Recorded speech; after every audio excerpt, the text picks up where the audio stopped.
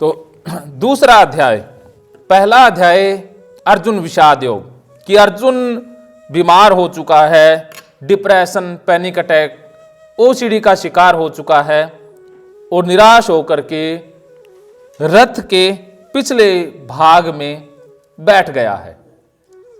इसके साथ पहला अध्याय समाप्त होता है। तो पहले अध्याय में अर्जुन का रोग है, अर्जुन का विषाद है, अर्जुन अपनी बीमारी को छिपाने के लिए जो जो लॉजिक देता है, जो जो तर्क देता है, कृष्ण के सामने अपना ज्ञान झाड़ता है, अपनी गीता कृष्ण को सुनाता है, वह पहले अध्याय का भाग है। तो पहले अध्याय से हम सीख गए कि हम कैसे कैसे गलतियां करते हैं। बहुत सी गलतियां अर्जुन ने की, हम भी ऐसी गलतियां रोज करते हैं। तो पहला अध्याय काफ़ी महत्वपूर्ण है।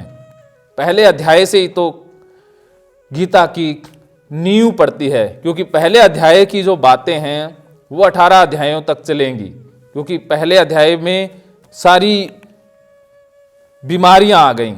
जो सारे बीमारी के जो लक्षण हैं वो पहले अध्याय में आ जाते हैं। अब इन लक्षणों के ऊपर, इन लक्षणों के पीछे जो कारण हैं, उन कारणों के ऊपर कृष्ण आगे के अध्यायों में बताने वाले हैं। तो दूसरा अध्याय है सांख्य योग, जिसे ज्ञान योग भी कहा जाता है। तो ज्ञान योग क्या है, सांख्य योग क्या है, पहले इसे, हाँ जी, ये ओसीडी जो हुई थी सबसे पहले अर्जुन को हुई थी। पहले देखिए ओसीडी के लक्षण, ओसीडी थोड़ी सी अर्जुन से अलग है, लेकिन अर्जुन में जो ओसीडी के है ना, ओसीडी कई प्रकार की होती है। तो कुछ ओसीडी ऐसी है जो भगवान से संबंधित है, पाप से संबंधित है, वो ओसीडी अर्जुन को हुई है। कंटेमिनेशन ओसीडी से अलग है। तो ओसीडी एकदम से अपना रूप है ना वो नहीं दिखाती है, धीरे धीरे धीरे धीरे बढ़ती जाती है। लेकिन अर्जुन के अंदर एंजाइटी आ गई है, पैनिक अटैक, डिप्रेशन, वो सारे लक्षण एकदम है, एंजाइटी के पूरे लक्षण हैं। और ओसीडी भी एंजाइटी का ही भाग है। एंजाइटी को अलग तरीके से निकालना, एंजाइटी के लिए एक रास्ता निकालने के लिए रास्ता बना लेना, वो ओसीडी है। कोई एंजाइटी को हाथ धो के निकालता है, कोई अपने माफी मांग के निकालता है। तो अर्जुन अवॉइड करना चाहता था, अपनी घबराहट, चिंता, डर से बचने के लिए युद्ध को अवॉइड करना चाहता है। तो ऐसा ही ओसीडी वाले अवॉइड करते हैं बहुत से ऑब्जेक्ट को, तो वो डेली रूटीन में बार बार करते हैं। लेकिन अर्जुन के लिए यही घटना है। लेकिन अर्जुन ओसी पर्सनैलिटी का शिकार हमेशा से रहा है। जैसे ज़्यादातर ओसीडी उन्हीं को ही होती है जो ओसी पर्सनैलिटी वाले होते हैं। ओसी पर्सनैलिटी डिसऑर्डर जिसे कहते हैं ऑब्सेसिव कंपल्सिव डिसऑर्डर। तो उसमें क्या होता है कि कुछ लोग बचपन से ही चिंता को पकड़ने वाले ही होते हैं। वो हमेशा चिंता में ही रहते हैं, दुखों में ही रहते हैं। वो दूसरों को दुखी नहीं कर पाएंगे, खुद दुखी हो जाएंगे। अगर कोई दूसरा उनको कुछ कह दे तो वो खुद को परेशान रखेंगे, लेकिन सामने वाले को कुछ नहीं कहेंगे। वो खुद को परेशान कर लेंगे लेकिन दूसरे को कुछ नहीं कहेंगे। खुद परेशान होते रहेंगे लेकिन दूसरे को ना कुछ कहेंगे, ना दूसरे से बात करेंगे। दूसरा दुखी ना हो जाए इसलिए दूसरों की खातिरदारी करना, उनकी रिस्पेक्ट करना, उनका कहना मानना। जैसे आपको लगता है, जैसे पत्नी को ये लगता हो पति नाराज ना हो जाए, तो वो सारा दिन दुखी भी रहेगी, पति को ये बुरा ना लग जाए, वो डरी डरी रहेगी, खुद बीमार रहेगी, रेस्ट नहीं करेगी, सास को बुरा लग जाएगा, पति को बुरा लग जाएगा, ये हो जाएगा, वो हो जाएगा। तो वो ये खुद परेशान होते रहेंगे लेकिन दूसरों को परेशान करने की सोच ही नहीं सकते। और दूसरे इनको बहुत ज़्यादा परेशान करते रहते हैं, इनका शोषण भी करते रहते हैं, तब भी ये बोलते नहीं हैं। तो यस बॉस, हमेशा तैयार रहेंगे, हमेशा आज्ञाकारी वाले भाव में ही रहेंगे, बहुत आज्ञाकारी होते हैं। तो ऐसा अर्जुन रहा है। अर्जुन भी उसी पर्सनैलिटी का शिकार रहा है, क्योंकि वो अपने भाई की बात हमेशा मानता है। भाई उसे गलत भी कह दे तो भी वो सही मानता है। पितामह, धृतराष्ट्र कोई कुछ कह दे वैसी क्रिया वो करने लग जाता है। सक्षम है, बहुत शक्तिशाली है, सबसे ज़्यादा पावरफुल भी है, लेकिन मानता हमेशा दूसरों की है, अपने अनुसार नहीं, अपने दिमाग से नहीं चलता, दूसरों के अनुसार चलता है। तो अब धृतराष्ट्र उसे कुछ कह दे तो मान लेता है, युधिष्ठिर कुछ भी कह दे, युधिष्ठिर तो ये कह दे कि तेरी पत्नी के भाई हम सभी पति हैं, तो भी मान लेगा। अगर वो युधिष्ठिर से कुछ भी कह दे उसे मान लेगा, अब माँ कुछ भी कह दे वो मान लेगा। तो ये उसी पर्सनैलिटी वाले हमेशा दूसरों की आज्ञा मानते रहते हैं, लेकिन कृष्ण किसी की नहीं मानेंगे।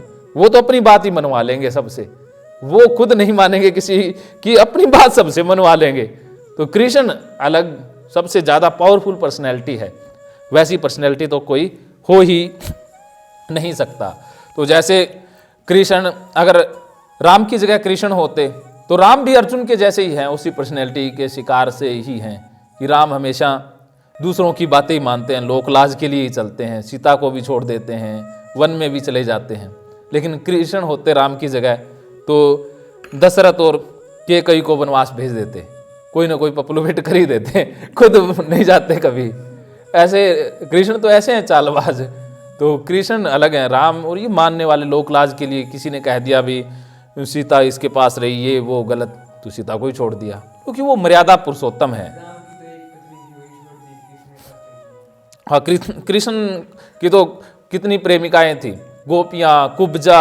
उसके अलावा भी कृष्ण ने तो जीवन में सारे खेल खेले, जो भी सामने आया, जो जिसमें मन लगा कृष्ण ने वो किया। किसी मान्यता को, किसी धारणा को मानने वाले नहीं थे। कृष्ण को तो जो मन में आया वो करना है तो करना है, कोई रोकने वाला उनको नहीं है। ना पाप को मानते ना पुण्य को मानते। अब राजाओं की उस समय रीत हुआ करती थी भी, कोई युद्ध के लिए राजा आए तो मैदान में जाना होता है सेना लेकर के। जरासंध आ गया युद्ध करने मथुरा में, तो कृष्ण युद्ध करने ही नहीं गए ही नहीं जाएंगे नहीं, बैठे अपने घर में। अब वो 3-4 दिन से वेट कर रहा है कि कोई युद्ध करने आए, मैं युद्ध करूं। अब कृष्ण जा ही नहीं रहे, तो वो अपनी सेना भेजता है भी, चलो देखो क्या बात है। तो सेना भेजता है तो गलियों में कीचड़ भर दिया, गलियों को बंद करवा दिया। अब जाए कैसे? तो कोई एक आधा जाए बेचारा, उसको मार दें चिपके मार दें ऐसे काम तो ऐसे हैं कृष्ण। हाँ, तो अब रात को जाके उनको टेंट को आग लगाए वो सोए पड़े, जाके टेंट को आग लगा देते जरासंध के। तो वो भाग गया जरासंध की, ये तो भाई बंदा कलाकार है। हाँ, किसी मान्यता को ही नहीं मानता है। अगली बार थोड़ी सेना लेकर के आएंगे, ज्यादा सेना नहीं लेके आएंगे, क्योंकि राशन पानी खत्म हो गया। वो कृष्ण युद्ध करने आए ही नहीं, अब राशन पानी सारा खत्म हो गया तो करे क्या। तो जरासंध भाग गया, वापस चला गया कि भाई ये तो बंदा ही और तरीके का है, मानता ही नहीं है। अब उसके बाद कृष्ण ने कभी 2 सेनाओं का युद्ध नहीं किया।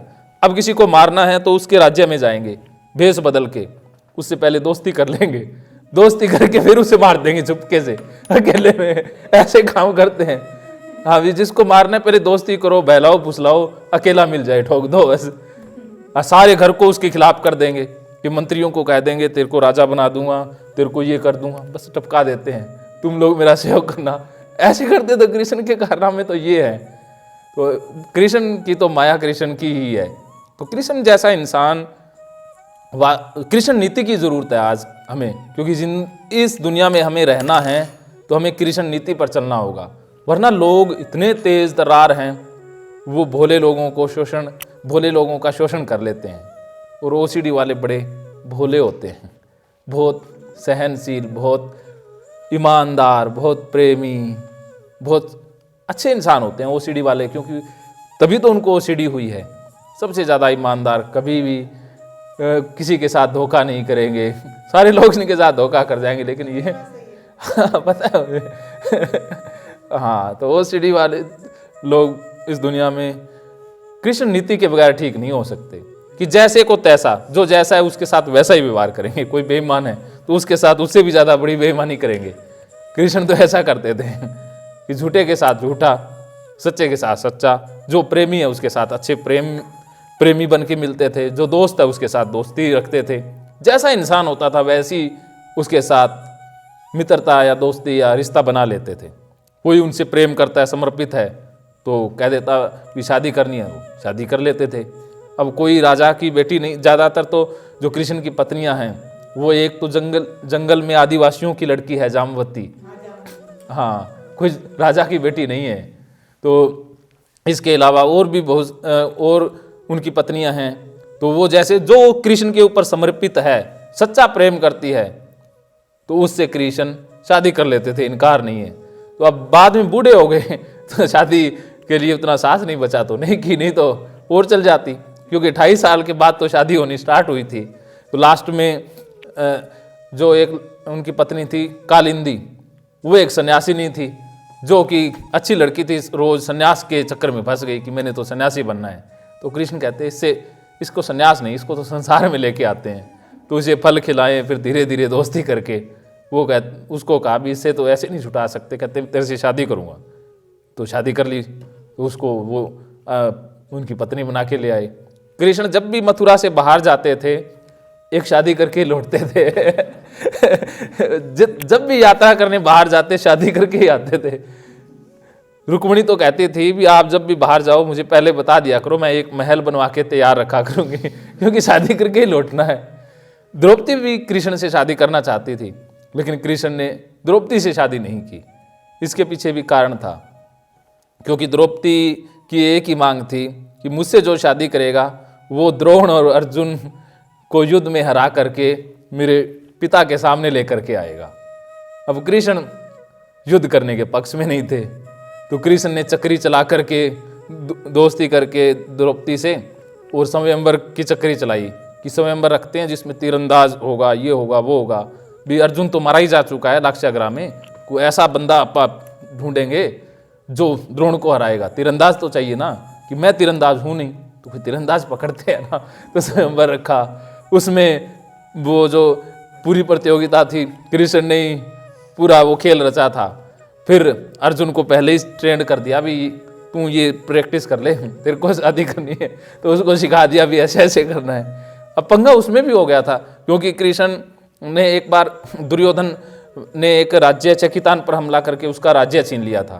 तो कृष्ण ने खबर दे दी दुर्योधन को कि तेरी शादी है ना द्रौपदी से करवाऊंगा, तू चकितान को राज्य वापस दे दे। तो उसके सामने किससे सुनाए द्रौपदी के, तो दुर्योधन तो लालच में आ गया, अभी शादी करेंगे, तो चकितान को राज्य वापस दे दिया। तो दुर्योधन तो कृष्ण का प्रेमी बन गया, अभी कृष्ण तो शादी करवाएंगे, लेकिन कृष्ण तो चाल चल रहे थे कि राज्य दिलवा देते हैं, शादी तो आप और किसी से करवाएंगे। और भानुमति द्रौपदी की पत्नी, उसको जाके भड़काया है कि ये तो द्रौपदी के सपने देख रहा है कि ये तो और किसी के चक्कर में हो रहा है, तो उनकी लड़ाई करवा दी आपस में। ऐसे काम थे कृष्ण के। तो अब घर में लड़ाई रहेगी तो ये बंदा दूसरों पर आक्रमण करना, दूसरों को परेशान नहीं करेगा ना। तो अब जिनकी पति पत्नी का आपस में झगड़ा रहता है वो बाहर बिजनेस की या बाहर लड़ाई झगड़े की नहीं सोचेगा, वो घर में फंसा रहेगा ना। तो ऐसे फंसा के रखते थे कृष्ण दूसरे को। तो अब सेटिंग कर ली सारी, लेकिन द्रौपदी को पता लग गया भी कृष्ण ने तो सेटिंग और भी बिठा दी है, दुर्योधन के साथ बिठा रहा है। तो कृष्ण द्रौपदी कहती फिर मैं तो जरासंध से शादी करती हूँ कि वो द्रोण को हरा देगा, सबसे पावरफुल राजा है। तो किसी तरह से फिर द्रुपद और द्रौपदी को मनाया कि नहीं नहीं वो गलत बात थी, कन्विंस किया बड़ी मुश्किल से कि आपा तो शादी तो तेरी तीरंदाज से करवाऊंगा बढ़िया तरीके से। तो वहाँ पर तीरंदाज आगे भी सारे राजाओं को न्योता दे दिया, अब आगे तीरंदाज एक से एक बढ़कर। तो अब उसमें एक कर्ण भी शामिल था। अब कर्ण आ गया, मैं भी वो लक्ष्य भेद करूँगा। तो अब कृष्ण को पता भी ये बंदा तो लक्ष्य भेद करके छोड़ेगा। तो द्रौपदी को कह दिया भी तू कह दे भी सूत पुत्र है कि मैं सूत पुत्र से शादी नहीं करूंगी। तो द्रौपदी ने कह दिया भी सूत पुत्र से शादी नहीं करूंगी। तो अब वहाँ हंगामा हो गया कि ये कोई बात हुई। तो कृष्ण कहते हैं कि बीच बचाओ भी, अगर कोई नहीं जीता तो कर्ण को मौका देंगे। तो ये पंगा हो गया। तो इस तरह से मामला निपटाया। फिर वो एकलव्य आ गया तीर लेकर के, कहता मैं भी लक्ष्य भेद करूंगा, मुझे भी मौका दो। तो फिर कहा भी ये जो क्षत्रिय है पहले क्षत्रिय भी सारे आ जाएं, फिर ब्राह्मणों को मौका देंगे, फिर जो शूद्र जाति से था। तो इस तरह से जातिवाद का भी सहारा कृष्ण ने लिया। खुद कहते हैं भी जातिवादी कुछ नहीं कर्मों से होता है, लेकिन जब जाति का सहारा लेना पड़े भी, ये बला टालनी है एकलव्य नाम की, तो जाति का सहारा लेकर के उसे कह दिया भी शूद्रों को बाद में मौका देंगे, पहले क्षत्रियों को आने दो। तो ऐसे उसको साइड में किया। फिर ऐसे करके फिर अर्जुन को सामने लेके आए, फिर अर्जुन से लक्ष्य भेद करवाया।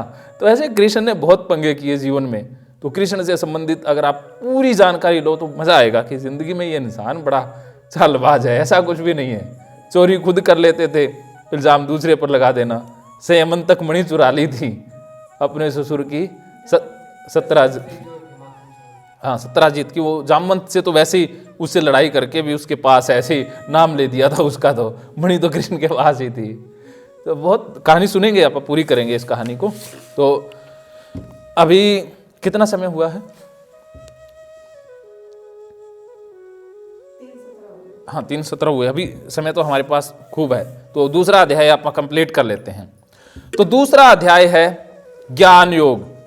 अब ज्ञान योग क्या होता है? ज्ञान योग, ज्ञान कि हमें सत्य का पता चल जाए कि सत्य क्या है, असत्य क्या है, सच क्या है, झूठ क्या है, ज्ञान हो जाना। तो सबसे जरूरी है ज्ञान। ज्ञान के बगैर इंसान मशीन ही है।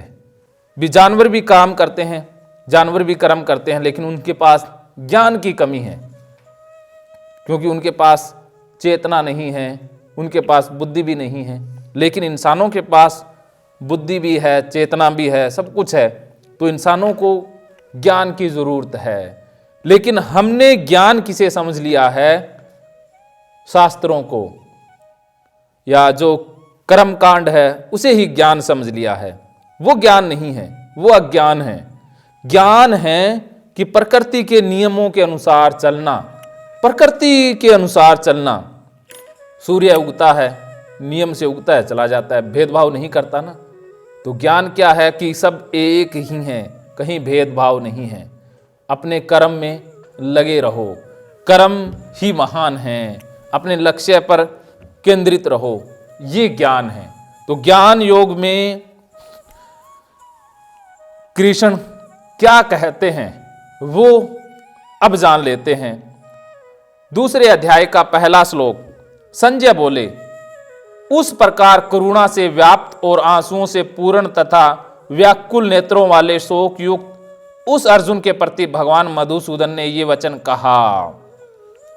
अब क्या कहा भगवान श्री कृष्ण ने, वो जान लेते हैं।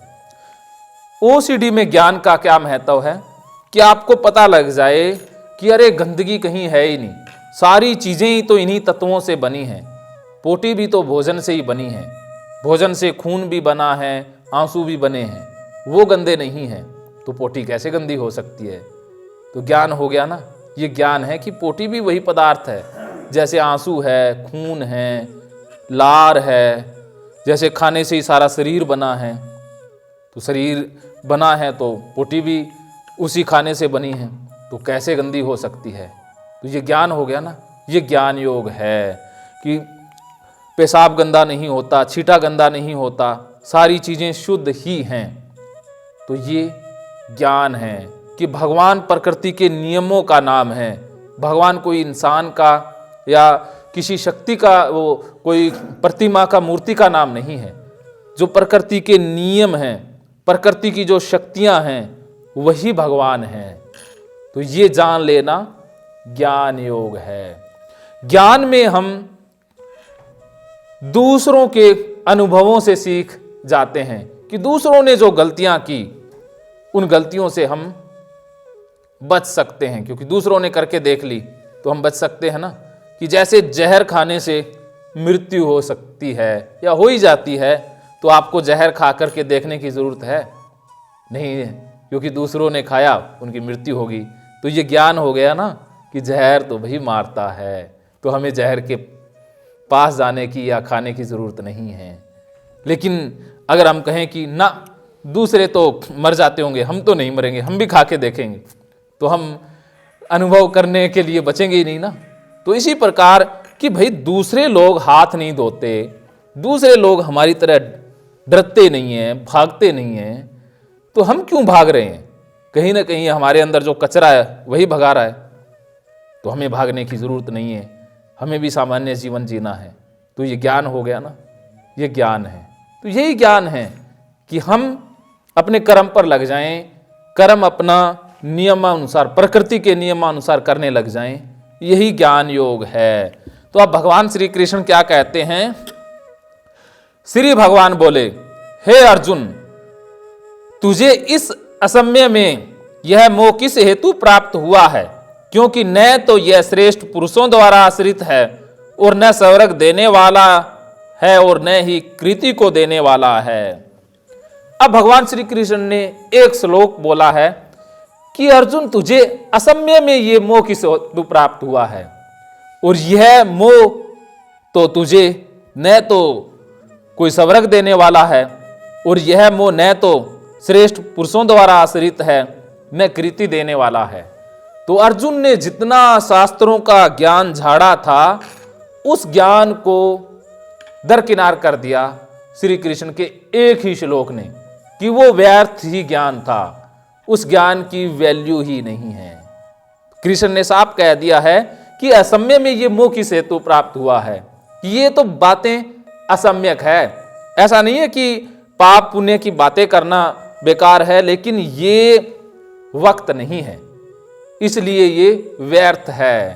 तो जैसे कहते हैं ना कि समय के अनुसार चीजें अच्छी लगती हैं, जैसे शादी में ढोल अच्छे लगते हैं, वो समय है, लेकिन अगर आप किसी के मातम पर ढोल बजाओ तो वो असम्यक हो गया ना। ढोल बजाना बुरा नहीं है, लेकिन समय कौन सा है। तो समय कि मोह बुरा नहीं है, लेकिन मोह का ये समय नहीं है। ये बातें करना, ये ज्ञान झाड़ना, ये असम्यक है, इसकी अभी जरूरत नहीं है। तो अर्जुन ने जितना भी ज्ञान झाड़ा था वो व्यर्थ हो गया, क्योंकि वो समय ही नहीं है। तो इस प्रकार अच्छी से अच्छी बात का महत्व भी बेसमय कहने से जाया हो जाता है। अगर सही बात भी गलत समय पर कह देंगे तो वो बात भी गलत हो जाएगी, और गलत समय पर सही बात भी सही नहीं होती। तो सही समय पर सही बात ठीक है, यही कृष्ण कह रहे हैं। तो बताइए, हाथ धोना या गंदगी के बारे में सोचना ये कोई समय है? जब आप घर में बैठे हो, कुछ भी कर रहे हो, तो उस समय गंदगी के बारे में सोचने की जरूरत ही नहीं है। लेकिन हम तो असमय में ही सोचते रहते हैं। भी जब भगवान के पास हैं, भगवान की आरती कर रहे हैं, वो ठीक है, उस समय तक ठीक है।